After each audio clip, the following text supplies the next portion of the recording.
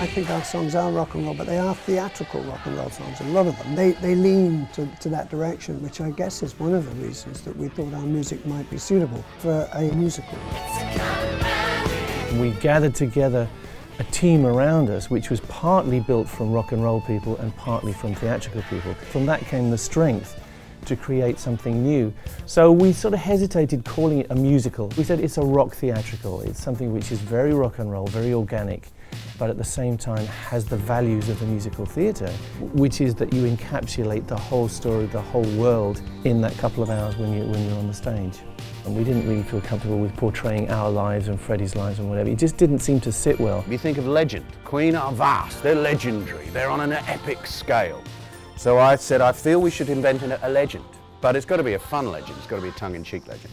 And eventually a kind of Arthurian idea mixed with kind of Matrix, dystopian, metropolis, futuristic satire came about. Ben came up with this idea in a moment, really. He said, okay, this musical is not about the past, it's about the future of kids and how they feel, how they want to express themselves and how they're looking for that thing which is rock and roll.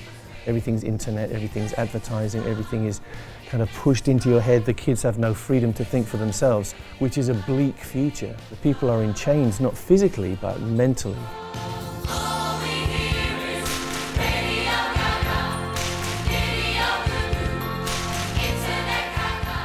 This is a planet where the kids' imaginations have been enslaved to the corporate entertainment machine. I had this image of a guitar buried in rock. One last guitar with which rock and roll will be reborn and live music will again be played on the planet.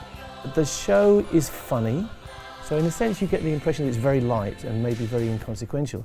But by, I would say, halfway through the second act, you realise that something has happened. You know, you are feeling something which you probably didn't expect to feel, which is quite an emotional thing. And I see it every time I go and watch the show. You see people suddenly experience this kind of emotional involvement and they become part of the show.